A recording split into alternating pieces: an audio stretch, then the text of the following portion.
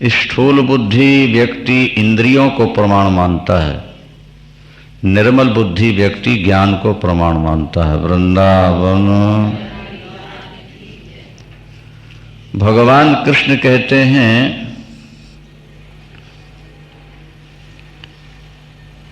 मेरा जो निराकार आत्मा है, स्वरूप है, उससे सारा जगत व्याप्त है और ये सारे प्राणी मेरे अंदर हैं। मैं सब में हूं और सब मुझ में है और मुझ में कुछ नहीं है और मैं किसी में नहीं हूं। बोलो वृंदावन। सब मुझ में हैं एक जगह कहते हैं और दूसरी जगह कहते हैं कि मुझ में कुछ नहीं, क्योंकि उनके संस्कार प्रभु के अंदर प्रवेश नहीं करते। जैसे वायु आकाश में है और वायु में आकाश भी है, पर विचार की दृष्टि से देखोगे तो आकाश में वायु नहीं है और वायु में आकाश नहीं है, क्योंकि उसमें लिप्त नहीं होता। जैसे स्फटिक मणि है, स्फटिक मणि सफेद, लाल पुष्पों में, लाल कागज में उसको रख दो तो वो लालिमा स्फटिक मणि में दिखने लगती है। अज्ञानी की दृष्टि में स्फटिक मणि लाल है, दिख भी रही है लाल, लेकिन वास्तविक में न लालिमा स्फटिक में है और न ही स्फटिक लालिमा से संबंध रख रहा है। तो जैसे कागज हटाया सफेद का सफेद है। इसी तरह से ये जगत मुझ में है, मैं जगत में हूं। आगे कहते हैं ना जगत मुझ में है ना मैं जगत में हूं। ये थोड़ा उलझी हुई पहेली होती है। बुद्धि जब निर्मल होती है तो समझ में आता, सब मुझ में है, मैं सब में हूं। ये सब मुझ में नहीं है, मैं इनमें नहीं हूं। इसको समझना पड़ेगा। नहीं, नच मत्स्थानि भूतानि पश्य में योगमैश्वरम भूत भृन्नच भूतस्थो ममात्मा भूत भावना। क्या मैं सबके अंदर हूं, सब मेरे अंदर हैं, मैं किसी में नहीं हूं और कोई मुझ में नहीं। व्यवहारिक दृष्टि में तो ऐसा लगेगा कि ईश्वर सब में है और सब ईश्वर में है, लेकिन जब तत्व की दृष्टि से देखेंगे तो ईश्वर में कुछ नहीं रहेगा। क्योंकि अगर पदार्थ ईश्वर के अंदर समा जाए तो परमात्मा विकारी हो जाएगा, वो निर्विकार है। सब कुछ ईश्वर के अंदर रहते हुए भी ईश्वर से अलग है। नहीं समझ में आया? सब कुछ ईश्वर के अंदर रहता हुआ भी ईश्वर से अलग है, क्योंकि वो दोनों आपस में चिपकते नहीं ना, लिपायमान नहीं होते। एक दूसरे में लिपायमान न होना पदार्थ के रहते हुए भी न रहने के समान होता है। क्या? जैसा आपको बताया ना कि भाई दर्पण है, समझ लो, तो आपका प्रतिबिंब अंदर दिखता है दर्पण, ठीक है ना? पर आपका प्रतिबिंब दर्पण से चिपक गया है क्या? एकामेक हो गया है? बोलो। तो बाह्य दृष्टि से देखोगे तो लगेगा कि हमारा स्वरूप इसके अंदर है, पर तात्विक दृष्टि से देखोगे तो दर्पण के अंदर कोई चित्र वित्र नहीं रहता है। वो तो तुम अलग हुए, तुम्हारे अलग होने के बाद चित्र चिपका रहता है क्या दर्पण से? वो तो प्रतिबिंब पड़ रहा है पर वो चिपकता नहीं ना उसके साथ। जैसे टीवी के पर्दे में हजारों चित्र आते हैं पर कोई चिपका हुआ है। इसी तरह ये जगत परमात्मा के अंदर है पर परमात्मा के साथ चिपका हुआ नहीं है। वृंदावन ये इससे अलग है। इसको सूक्ष्म बुद्धि से विचार करना। शरीर और आत्मा के धर्मों को हमने, शरीर और अंतःकरण के धर्मों को हमने आत्मा में मान लिया है, यह व्यवहारिक पक्ष है। लेकिन तात्विक पक्ष में आत्मा को निर्विकार कहा। आत्मा नित्यो व्ययः एका शुद्धः क्षेत्रज्ञ आश्रया अविक्रिया स्वदृग हेतु व्यापको असंगी अनावृत। आत्मा के 12 लक्षण प्रहलाद जी ने गिनाए। आत्मा के 12 लक्षण। आपकी आत्मा नित्य है।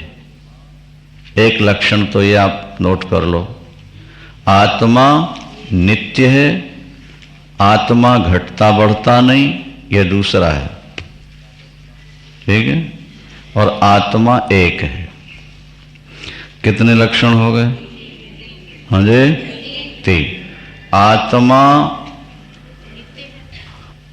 आत्मा नित्य है, अव्यय है और एक है। वो शुद्ध है, वो शरीर को जानने वाला है, ठीक है। वो आश्रय, इसका आधार भी है।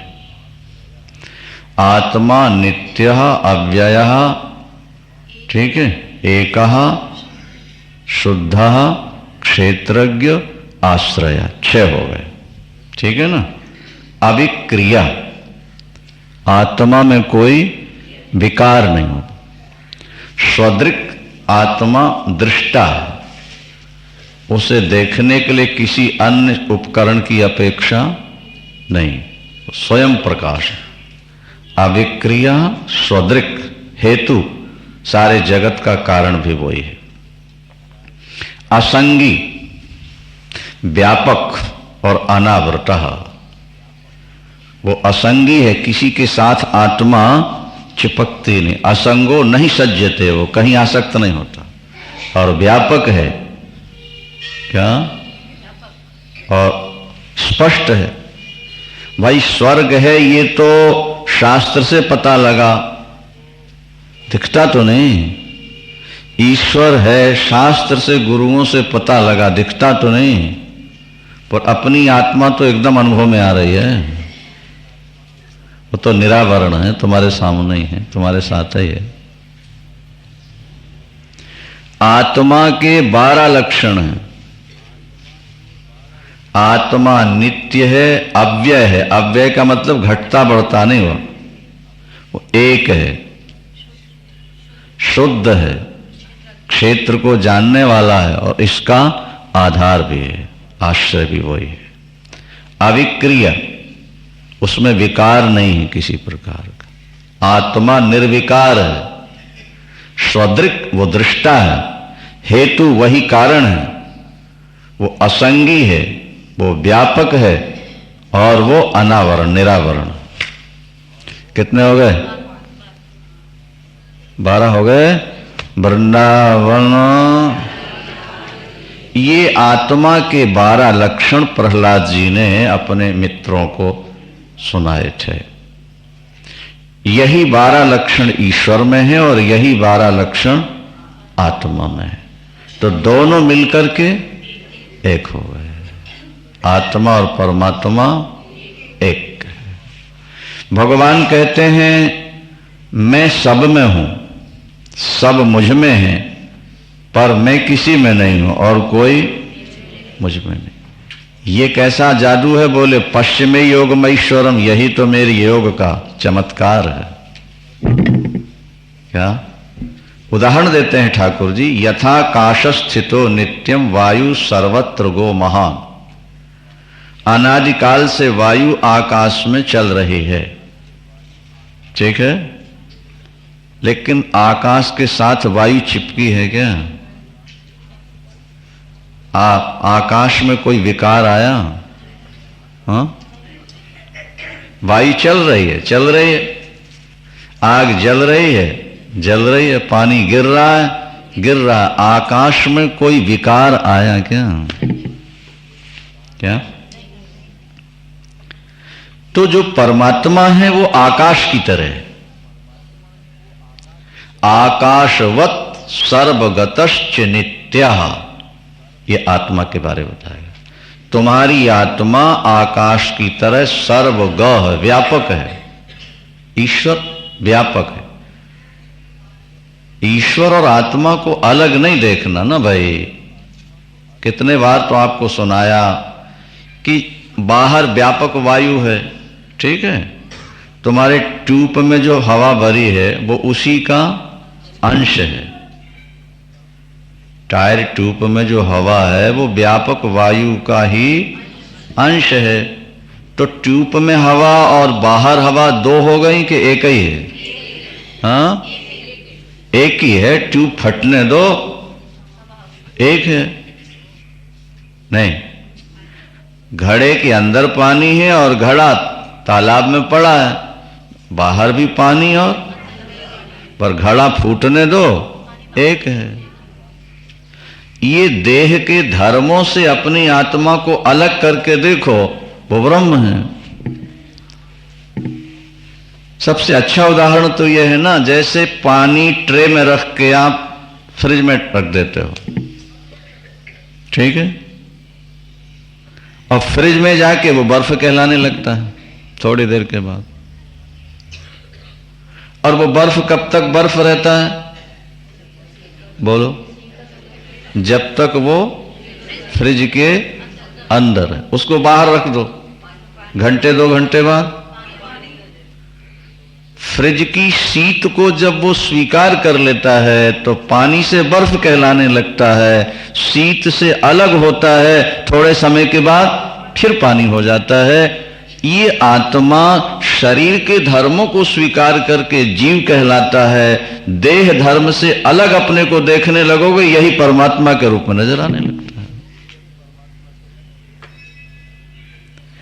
देह धर्म से अपने को हटाना है।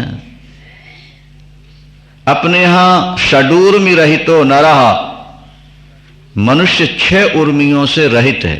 6 उर्मी माने 6 तरंगों से रहित है। कौन कौन है 6 तरंगे? नोट कर लो। जन्म और मृत्यु,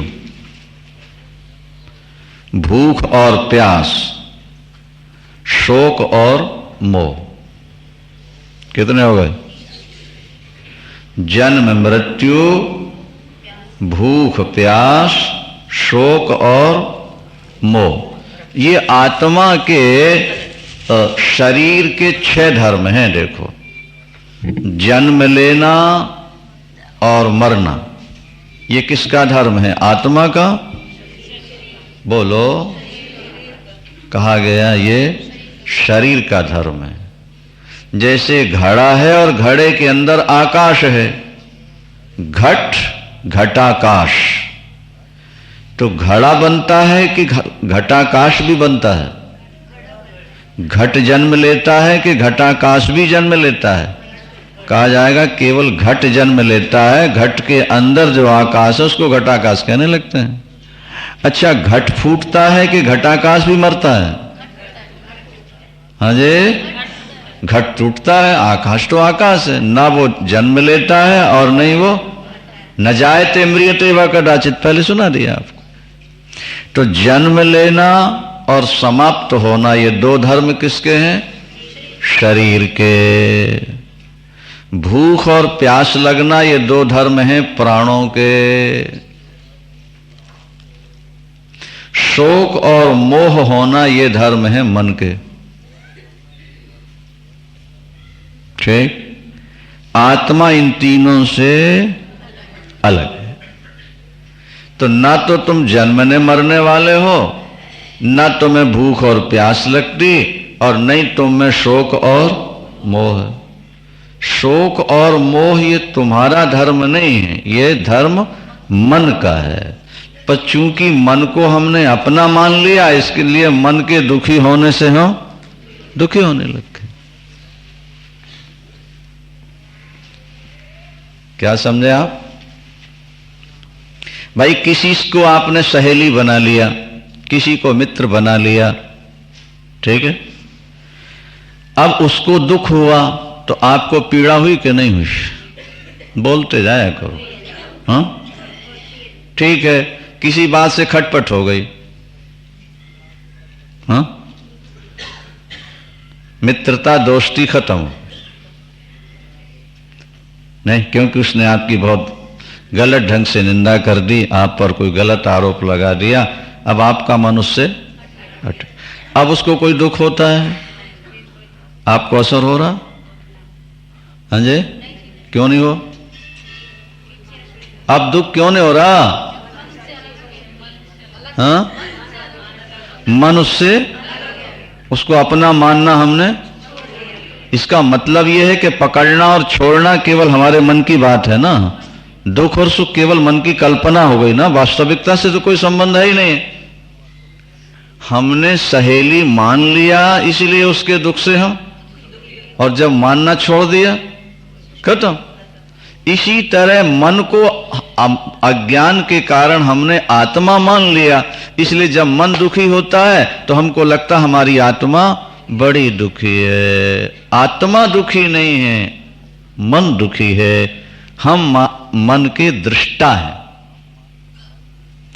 भाई थोड़ी सी बुद्धि लगा लो फिर आगे चलेंगे। अच्छा, जैसे मैथ्स सीखने के लिए, साइंस समझने के लिए बुद्धि बहुत लगानी पड़ती है, इसी तरह वेदांत की बात सुनने के लिए भी बुद्धि की बहुत जरूरत है। किससे कहानी तो थोड़ा बहुत मन यहां वहां भी हो जाए तो समझ में आ जाए। वृंदावन श्री कृष्ण गोविंद हरे मुरारे,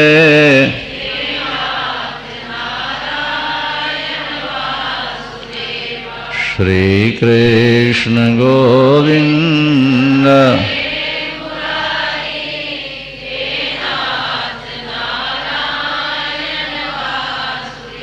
बांके बिहारी। फिर सरल है, बहुत अच्छी कथाएं आगे मिलेंगी आपको, उसमें कथानक विषय भी सुनाएंगे।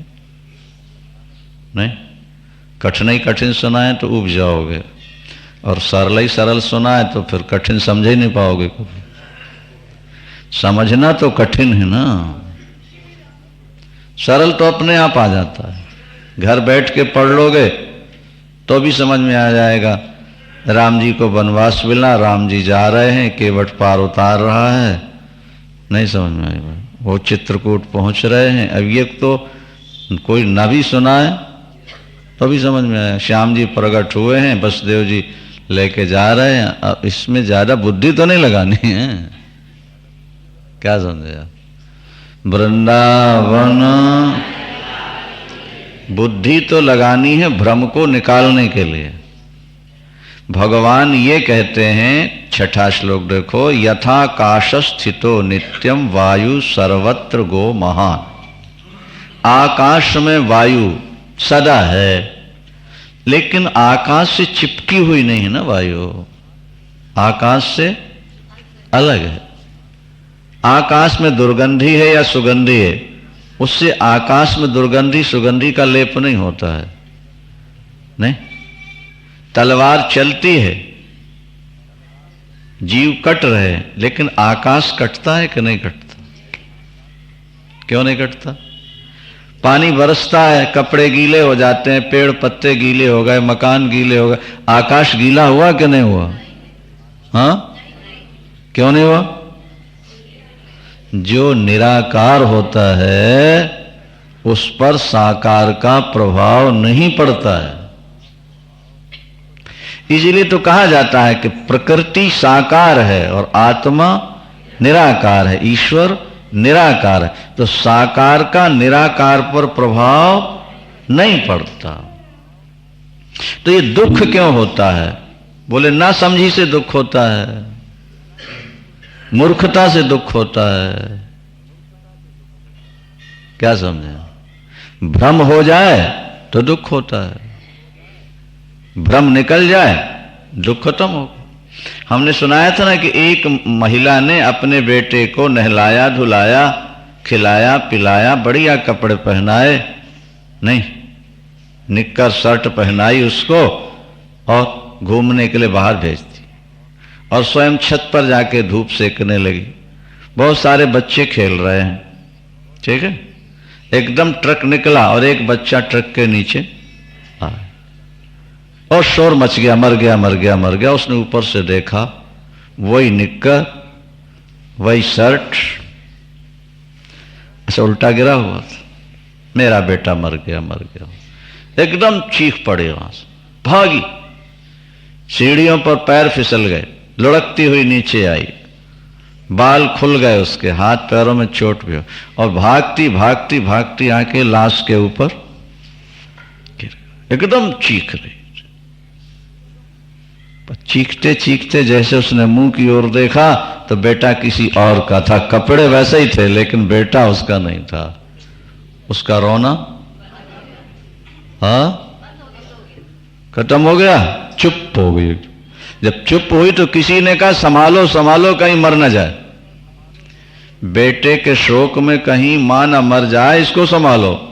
तो किसी ने कहा अब नहीं मरेगी क्योंकि भ्रम मर गया। बोलो वृंदावन। अब नहीं मरेगी क्योंकि उसका भ्रम मर गया। बहुत सारे दुख भ्रम से होते हैं, नासमझी से होते हैं, बेवकूफी से होते हैं। बहुत सारे दुख, दुखों का वास्तविक स्वरूप नहीं है, यह बात समझ लेना। दुखों का वास्तविक स्वरूप से विशेष संबंध नहीं, थोड़ा संबंध। वृंदावन भगवान ये कहते हैं कि ये सारा संसार मुझ में ऐसे रह रहा है जैसे आकाश में वायु। वायु के धर्मों से आकाश लिप्त नहीं होता, इसी तरह ये समग्र लीला करता हुआ भी मैं इसमें लिप्त नहीं होता।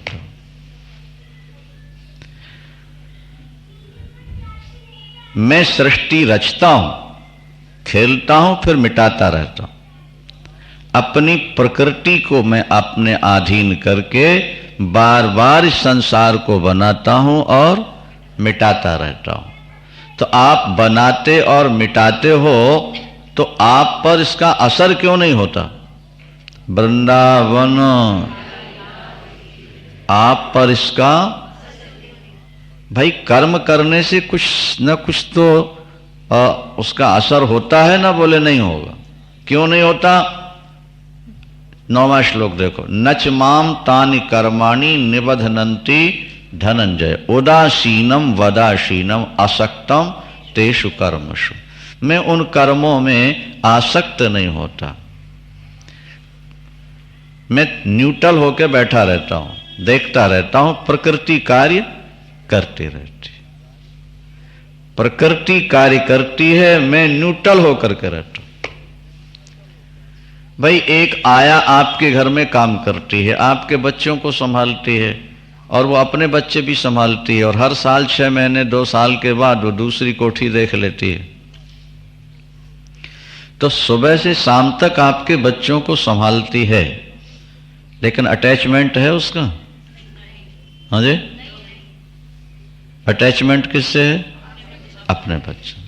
जब वो जाती है तो रोती है कि हाय हाय बच्चे छूट रहे हैं, क्योंकि उसने पहले से ये मान रखा है कि ये बच्चे मेरे नहीं हैं, मैं तो अपनी रोटी के लिए इनकी सेवा कर रही हूं, बस बात खत्म। अपनापन मान लेना ही खतरनाक। हमारी जिंदगी में जितने दुख हैं वो केवल मान लेने से हुए। हमने आपको पहले भी शायद सुनाया होगा, सती मदालसा ने कहा था कि मेरा दूध पीने वाला जीव दूसरी मां का दूध नहीं पिएगा, मेरे गर्भ में आने वाला बालक दूसरी मां के गर्भ में कभी नहीं जाएगा। क्या होगा? बोले जिसको मुक्त होना होगा वही मेरे गर्भ में आएगा, वही मेरा दूध पिएगा। ये घोषणा थी मदालसा की। मेरे गर्भ से पैदा होकर के जीव नरक नहीं जा सकता, स्वर्ग नहीं जाएगा, मृत्युलोक नहीं आएगा, वो सीधा ज्योति ज्योति में लीन होगा। 4 बेटे थे मदालसा के, योग वासिष्ठ देखो जरा। अब चारों को छोड़ के चल गए साधना, और लोरियां गाती है। तुम तो सिनेमा के गीत गा के लोरियां सुनाओगे ना बच्चों को, वो लोरियां गाती थी। शुद्धोषि रेतात निरंजनोषि संसार माया परिवर्तनोषि। तुम शुद्ध बुद्ध मुक्त हो, तुम परमात्मा के स्वरूप हो। ये तुम्हारी शक्ल और तुम्हारा नाम तो अभी रखा गया है। रामलाल, कृष्णलाल, हरि, गोविंद, कुछ भी नाम रख दो, ये नाम तो अभी रखा है हम लोगों ने। ये तुम्हारा असली नाम नहीं है बेटा, तुम्हारा नाम तो सच्चिदानंद है। तुम तो निरंजन ब्रह्म हो। ये शक्ल भी तुमको अभी मिली है, ये शक्ल तुम्हारी परमानेंट नहीं है, ये थोड़े दिन के लिए मिली है, इसमें आसक्त मत हो जाना। ये कौन सुना रहा है? बोलो किसको? और आप लोग क्या सिखाते रहते हो? जाओ बेटा पिक्चर देख लो, हमें अपना काम करने दो। और जब बड़े हो के ज्यादा देखने लगे तो फिर मना शुरू किया। अब बचपन में तो खूब दिखाया, तू ना मानेगे कैसे हो? अब बोले हमारी बात नहीं मानते।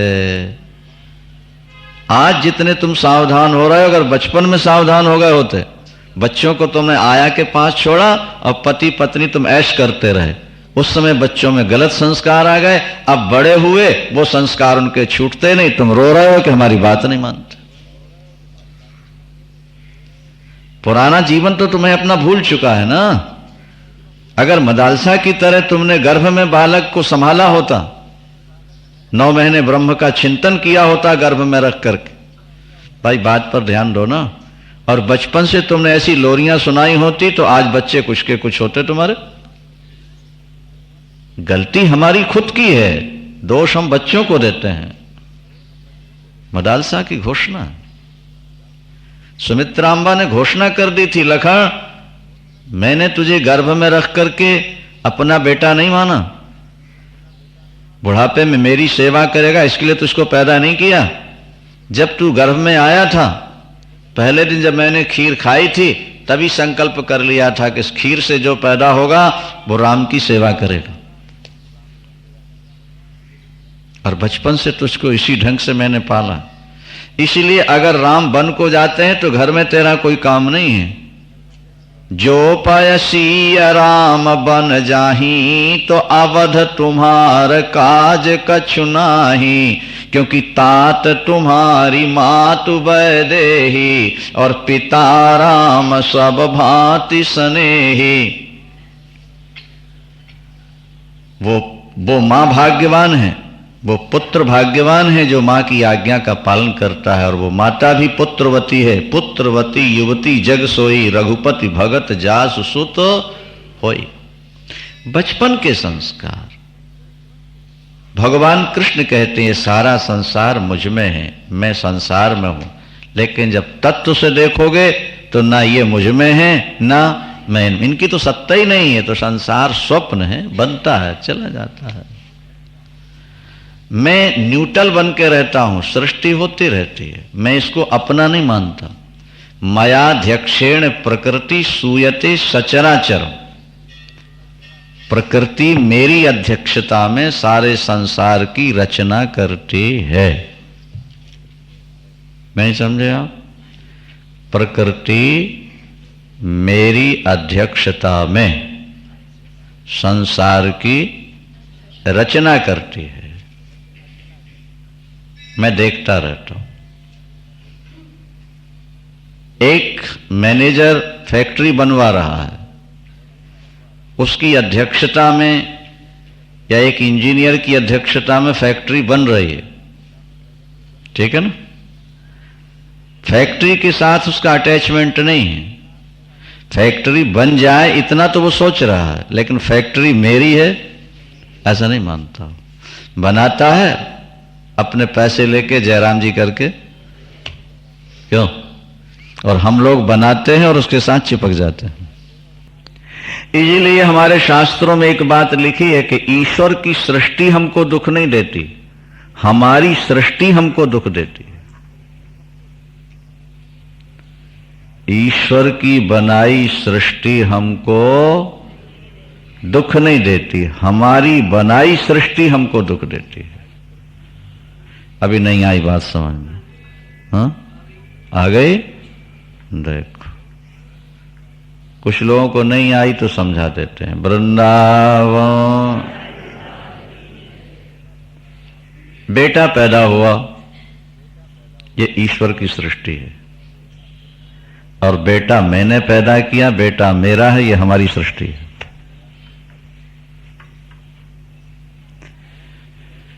आपके गर्भ में बेटे का निर्माण आपने किया कि भगवान ने किया?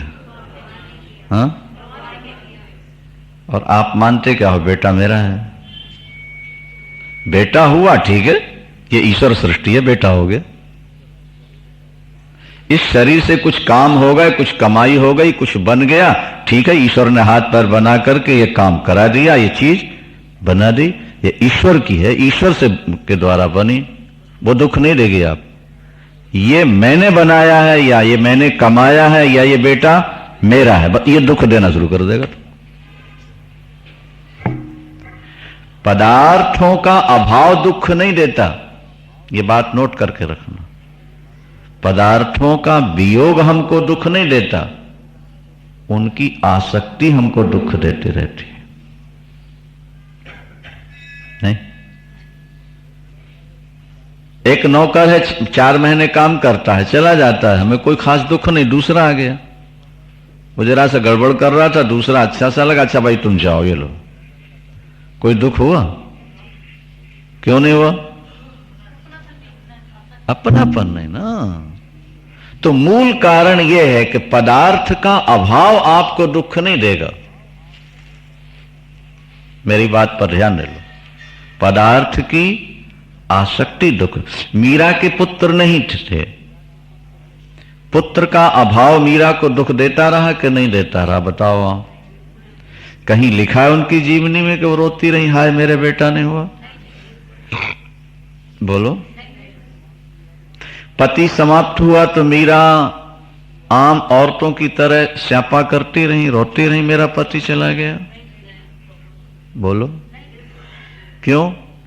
मेरे तो गिरधर गोपाल दूसरो न कोई, जाके सिर मोर मुकुट मेरा पति सोई।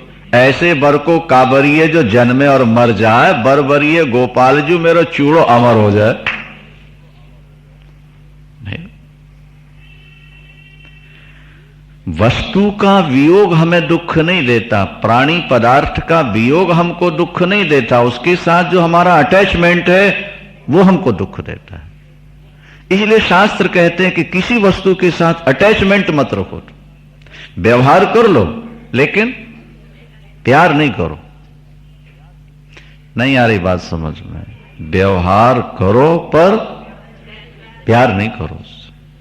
आप जाते हो रास्ते में, जहां चाय के लिए आपकी इच्छा होती है उस होटल में आप चाय पी लेते हो, जहां भूख लगती है वहां खाना खा लेते हो, जहां रात हो जाती है, लेकिन आगे बढ़ते जाते हो कि चिपक जाते हो? हाँ, आगे बढ़ते जाते हैं। इसी तरह संसार में रहना सीखो, जहां जो मिले अपने लिया, दिया, खाया, पिया, व्यवहार किया, आगे बढ़ते चले गए। किसी के साथ अटैचमेंट मत रखो, ये शास्त्र कहता है। व्यवहार करना बुरा नहीं है, संतान पैदा करनी बुरी नहीं है, उसके प्रति अपनापन पैदा कर देना ये बुरा है। राजस्थान में एक राजा थे महाराज, भगवान कृष्ण के बड़े भक्त थे।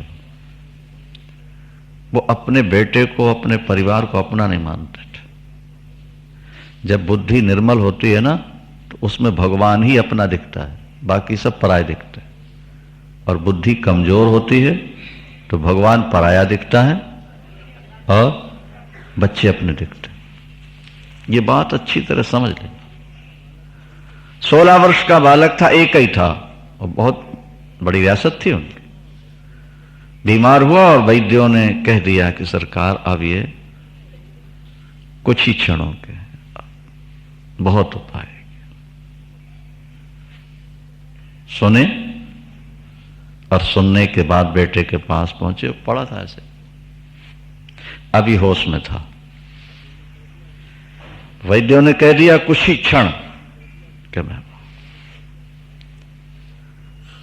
कुर्सी पर बैठ के बोले, देखो बेटे, तुम ठाकुर जी के पास से हमारे पास आए थे।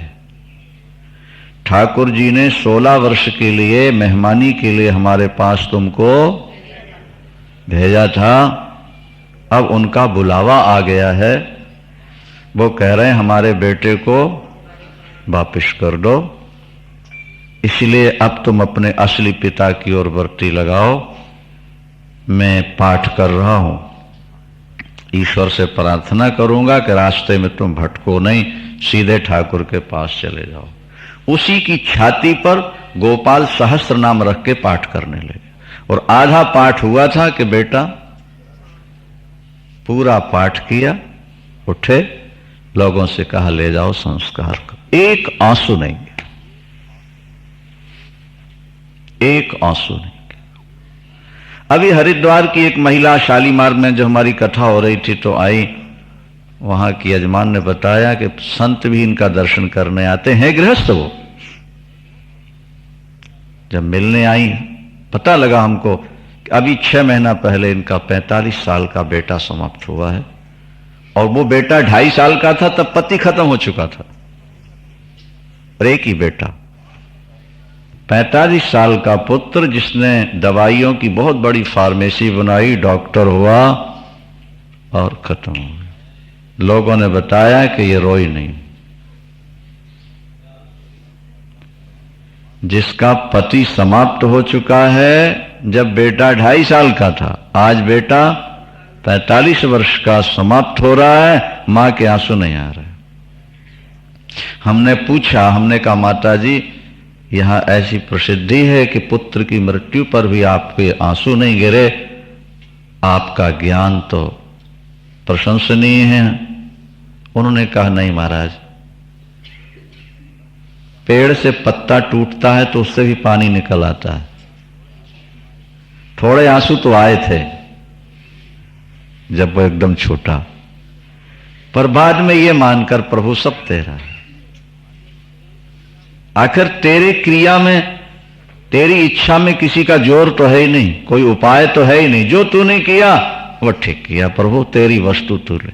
हमसे बात करके मुस्कुरा रहे हैं। उन्होंने कहा ठीक है महाराज, जो हो गया हो गया, अब उसके लिए हम रोएं तो हमारा क्या बनेगा। हमने आपसे कहा ना कि विवेक अगर आपके जीवन में जाग जाए तो आपके जीवन का बहुत सारा दुख सदा के लिए समाप्त हो जाए। बार बार सुनो। अर्जुन को तो एक बार सुन के ज्ञान हो गया, हमें आपको 20 बार सुन के भी ज्ञान हो जाए तो समझ लेना सौदा सस्ता है। बार बार सुनना है। भगवान कहते हैं मैं संसार को बनाता हूं, निराकार रूप से मैं सब में हूं, सब मुझ में है, मैं किसी में नहीं और मुझ में कुछ नहीं। साकार रूप से संसार को मैं बनाता हूं, लेकिन बनाता हूं, चलाता हूं, मिटाता हूं, ये मेरा खेल है। कर्म मुझे कोई पकड़ नहीं पाते हैं, क्योंकि मेरी अध्यक्षता में प्रकृति अपना कार्य करते रहती है, जगत को बनाते रहती है। लोग मुझको मनुष्य मानते हैं। 11वां श्लोक देखो, ये मूर्ख हैं। मैं आज मनुष्य बन के तुम्हारे सामने खड़ा हूं तो मूर्ख लोग मुझको मनुष्य मानते हैं। जो भगवान कृष्ण को मनुष्य माने वो, ये लिखा अब जानन्ति माम मूढ़ा, मूढ़ा माने मूर्ख, मानुषिम तनुमाश्रितम परम भावम अजानंतो, मेरे वास्तविक रूप को नहीं जानते वो। क्यों? मैं मम भूत महेश्वरम, मैं तो समस्त प्राणियों का ईश्वर हूं। तो आपको मनुष्य क्यों मान लेते हैं वो? बोले उनकी जिंदगी गलत कामों में बीती है, मोघाशा, वो व्यर्थ की इच्छाओं में फंसे हुए हैं, वो व्यर्थ के कर्म करते हैं, वो व्यर्थ का ज्ञान संचित करते हैं। अज्ञान को ही ज्ञान माने हुए हैं। राक्षसीम आसुरीम चैव प्रकृतिम मोहिनीम श्रिता, उनकी वृत्ति राक्षसी हो चुकी है। क्या? वो मेरी मोहिनी माया के बस में हो चुके हैं, इसलिए मेरा भजन नहीं करते। आपका भजन कौन करते हैं? महात्मानस्तु माम पार्थो दैवीं प्रकृतिमाश्रिताः भजन्त्यनन्य मनसो ज्ञात्वा भूतादिमव्ययम्। मैं समस्त प्राणियों की आदि हूं, मैं अव्यय हूं, ये मान करके दैवी प्रकृति वाले प्राणी महात्मा अनन्य मन से मेरा भजन करते हैं। महात्मा मेरा भजन करते हैं, पापी मेरा भजन नहीं कर सकते। भगवान शुद्ध उपास्य है ना। लोग कहा करते हैं कि कथाओं में कम लोग क्यों आते हैं और पिक्चरों में, होटलों में, क्लबों में ज्यादा क्यों जाते हैं, खेल कूद में ज्यादा क्यों जाते हैं। तो हम कहा करते हैं कि दुनिया में धनवान ज्यादा हैं या गरीब ज्यादा हैं? हाँ? अच्छा, विद्वान ज्यादा है कि मूर्ख ज्यादा है? अच्छा, सुंदर ज्यादा है कि कुरूप ज्यादा है? तो भजन करने वाले ज्यादा होंगे कि पाप करने वाले ज्यादा होंगे? तो जिन्होंने भजन करना है वो पुण्यात्मा तो थोड़ा ही होंगे ना, क्योंकि भगवान पहले बता चुके हैं कि हजारों में कोई एक व्यक्ति मेरी ओर चलता है। भगवान कहते मेरी ओर हर जीव आ ही नहीं सकता। जैसे उल्लू की आंख का कांच ऐसा फिट किया है प्रकृति ने कि वो सूरज की ओर जा ही नहीं सकता। प्रकाश शुरू हुआ और भागा, और जितना घना अंधकार होगा उतना ज्यादा खुश होगा। ये पापी लोग जब कहीं कथा देखते हैं, कीर्तन देखते हैं, तो नाक भूं सिकोड़ने लगते हैं। क्या? ये भजन पूजन करने वालों को, सुनने सुनाने वालों को क्या आदिम जमाने के मूर्ख लोग समझते हैं, व्यर्थ का समय खराब करते हैं। कुछ काम करते तो फायदा होता। ये देखो सब भीड़ इकट्ठी कर ली और अपना उल्लू सीधा कर रहे हैं। बोलो वृंदावन। आज तक उल्लू ने सूरज से, प्रकाश से प्यार नहीं किया। इसी तरह पापी व्यक्ति ईश्वर से प्यार नहीं कर, उसको भजन में दोष दिखते हैं और सुरा सुंदरी में गुण दिखाई देते हैं। पार्टी में चलो, हाँ चलो, नहीं बोतल का निमंत्रण है, फिर तो बोले भोजन बाद में करेंगे, जरा उसका नशा ले लेते। और कथा में चलो, आज तो छुट्टी है, दुकान पर नहीं गए, बोले तुम ही चले जाओ। बोलो वृंदावन। अरे टाइम ही पास करने की दृष्टि से चल तो पड़ो। घर में बैठे हो तो उपन्यास पढ़ोगे, अखबार पढ़ोगे, गंदे पिक्चर देखोगे। टाइम पास करना ना, चलो 1 घंटा वहां लगा, हमारे बस का नहीं, तुम ही जाओ। भगवान कहते हैं कि पापवंत कार सहज स्वभाव, ओ भजन मोरते भावन काओ, जो पय दुष्ट हृदय सोई होई, कि मोरे सन्मुख आव किसोई। आज के नौजवानों से कहो थोड़ा कथा सुनो, वो कहते हैं अभी कथा सुनने का समय हमारा है, अभी तो ऐश करने का टाइम। ये तो बूढ़ों का काम है टाइम पास करने के लिए कथा सुने। हम कहते हैं तुम भ्रमित हो चुके हो। सही में कथा सुनने का टाइम जवानी में है, बचपने में है। योग वासिष्ठ उठा के देखो, शादी से पहले राम जी ने सारी दुनिया के तीर्थों में गोता लगाया है, देख लो। और पहले योग वासिष्ठ गुरु जी से सुनने के बाद जनकपुर में जाके धनुष तोड़ा, उसमें लिखा हो। शादी बाद में है, योग वासिष्ठ पहले सुनी है उन्होंने। और बड़े गमगीन हो गए थे। एक दिन तो ऐसे चुप हुए कि बोले ही नहीं किसी से, सुन न जज। कौशल्याम्बा आई, कैकेयी, सुमित्रा, भाई, पिता, क्या हो गया राम? वशिष्ठ जी को बुलाया, गुरुदेव देखिए ना क्या हो गया राम। राम ने प्रणाम किया गुरुदेव को देखते ही। वशिष्ठ जी ने कहा, राघव इतने उदास क्यों हो आज? क्या सोच रहे हो? क्या कमी है?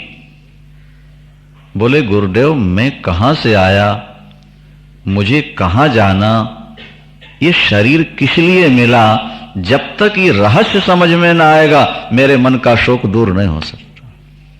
मैं आज इसलिए उदास हूं कि मैं अपने वास्तविक स्वरूप को समझना चाहता।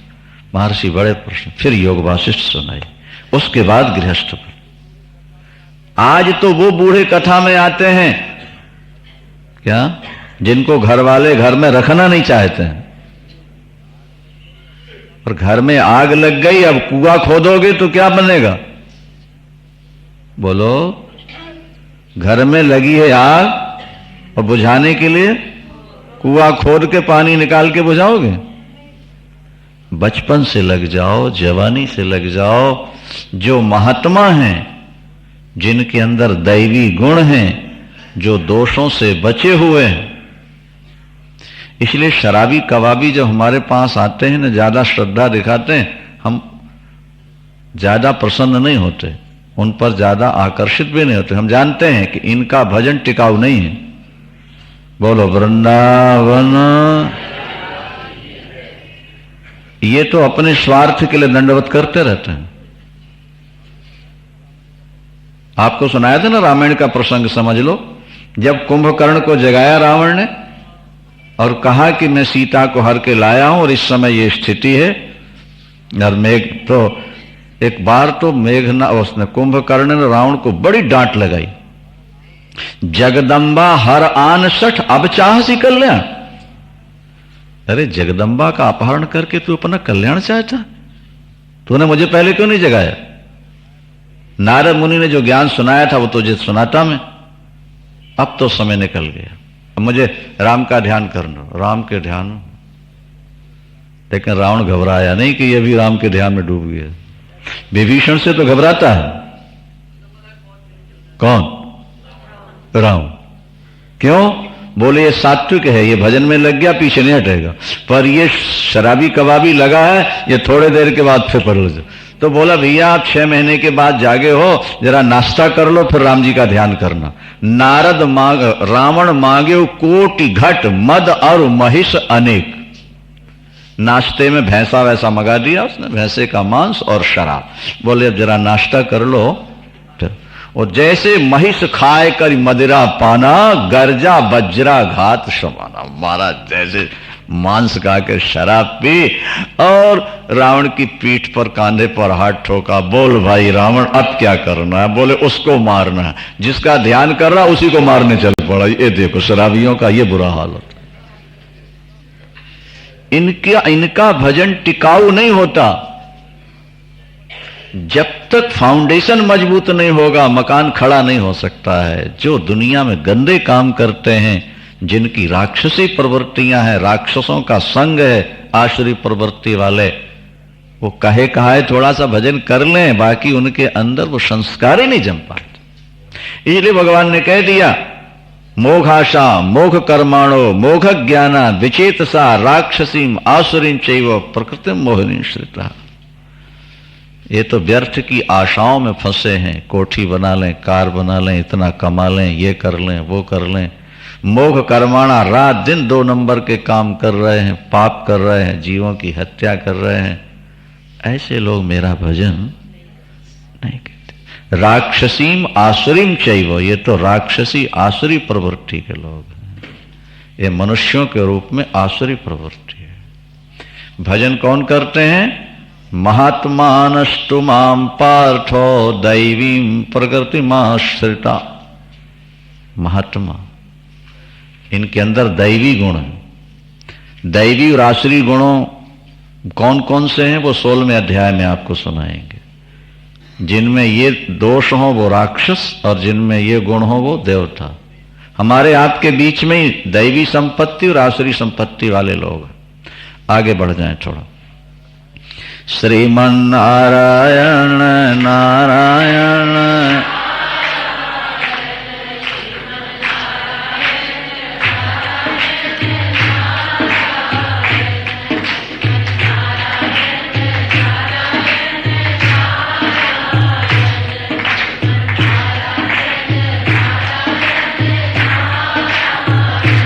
लक्ष्मी नारायण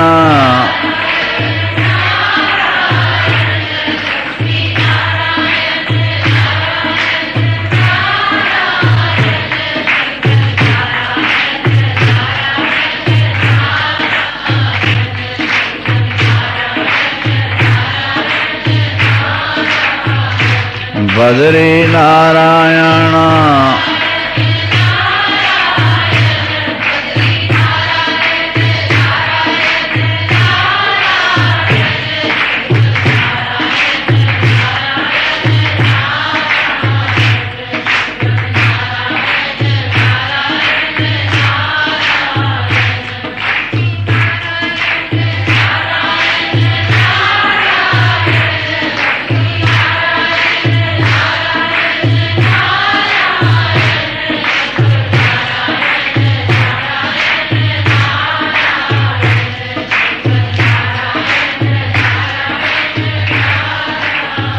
बाके बिहारी भजन्त्य अनन्य मनशो, अनन्य मन होकर मेरा भजन करते हैं। अनन्य का मतलब जो दूसरे का सहारा न ले, केवल ईश्वर का सहारा जिसको हो वो अनन्य कहलाता। अन्याश्रयाणाम त्यागो अनन्यता, जिसको किसी व्यक्ति का सहारा न लेना पड़े, केवल ईश्वर के सहारे जो जीते, अनन्य होकर मेरा भजन करते हैं।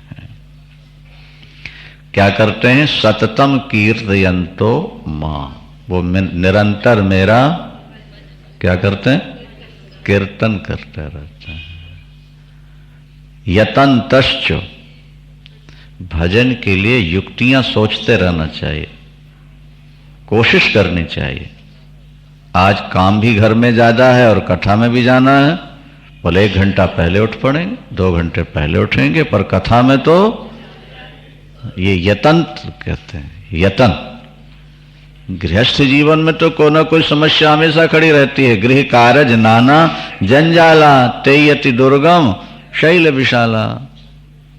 हमको कोशिश करके टाइम निकालना, जिंदगी है जब तक फुर्सत नहीं है काम से, कुछ समय ऐसा निकालो प्रेम कर लो। यतन्तश्च, वो भजन के लिए जैसे लोभी धन के लिए प्रयत्न करता है, इसी तरह साधक भजन के।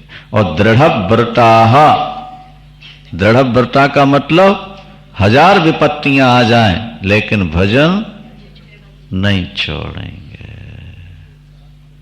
कोट विघ्न ते संत कर मन जिम नीति न त्याग। आपकी भक्ति की परीक्षा आपके जीवन के दुख हैं। अगर दुख आने पर आपने भजन छोड़ दिया तो आपके भजन का रंग कच्चा है। और विपत्तियों का पहाड़ टूट पड़े लेकिन भजन चल ही रहा है, बोले आप भगवान के प्यारे भगत हो। दृढ़व्रता, दृढ़ संकल्प लेकर। नमस्यन्तश्च माम भक्त्या, भक्ति से मुझे नमस्कार करते हैं मेरे भक्त, और नित्य युक्त होकर मेरी उपासना करते रहते हैं। ज्ञान यज्ञेन चाप्यन्य यजंतो माम उपासते। मेरी उपासना का एक ही ढंग नहीं है, अनेक ढंग हैं। कुछ लोग तो एकत्व भाव से उपासना करते हैं। एकत्व माने आत्मा और परमात्मा एक। पृथकत्व ने कुछ लोग भक्त और भगवान बन के मेरी उपासना करते हैं। दो रूप बना लेते हैं, वो उपासना के लिए बना लेते हैं। और बहुधा विश्वतो मुखम, और कुछ लोग ये सारा संसार ही भगवान का रूप है, इस भाव से सब की आराधना करता है। संसार में किसी को कष्ट ना देना, अपने तरफ से लोगों का भला करते रहना भी भगवान की पूजा है। भगवान की अहिंसा प्रथमम पुष्पम। भगवान को अपन लोग नित्य पुष्प चढ़ाते हैं, लेकिन शास्त्रों में लिखा है कि हम किसी जीव की हिंसा नहीं करेंगे। बोले ये पहला पुष्प है जो भगवान के चरणों में चढ़ा रहे हो और भगवान बड़े प्यार से उसको सिखा। द्वितीयम कर्णग्रह, दूसरा पुष्प है इंद्रियों को गलत रास्ते में नहीं जाने देते हैं। तीसरा है सर्वभूत दया, समस्त प्राणियों पर हम दया करने लगे, ये तीसरा पुष्प हो गया।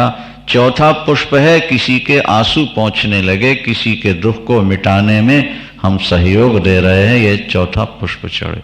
इस तरह के पुष्प ठाकुर को चढ़ाओगे तो ज्यादा प्रसन्न होंगे। एकत्वेनो पृथक्त्वेनो बहुधा विश्वतोमुखम, सारा विश्व ही परमात्मा का रूप है। ठीक है ना, इनकी सेवा कर। अच्छा, भगवान कहते हैं यज्ञ मैं हूं और श्रौत स्मार्त कर्म भी मैं हूं। अहम क्रतु अहम यज्ञ। श्रौत स्मार्त कर्म क्रतु और यज्ञ मैं हूं। पितरों को दिया जाने वाला भाग स्वधा वो भी मैं हूं और सामग्री भी मैं हूं, मंत्र भी मैं हूं और घी भी मैं हूं, अग्नि भी मैं हूं, जो हवन किया गया है वो भी मैं हूं। मुझसे भिन्न कुछ नहीं। ये बात पहले भी भगवान ने कही थी, ब्रह्मार्पणम ब्रह्माविर्म। किसी बात को दोहराया जाए तो समझ लेना भगवान का इसमें ज्यादा जोर है। ये करो, ये भाव रखो।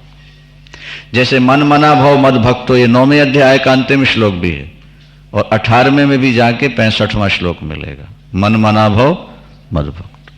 तो जिस चीज को दोहराया जाए, बार बार कहा जाए, समझ लो वक्ता का अभिप्राय इसमें ज्यादा है। ठीक है। आप पितामहस्य जगतो, मैं सारे जगत का पितामह भी हूं, पिता भी हूं। मैं सारे जगत का पिता हूं, माता हूं, धाता हूं और पितामह भी मैं हूं। इस संसार में जानने योग्य भी मैं हूं और वेद भी मैं हूं और उसमें पवित्र ओंकार भी मैं हूं।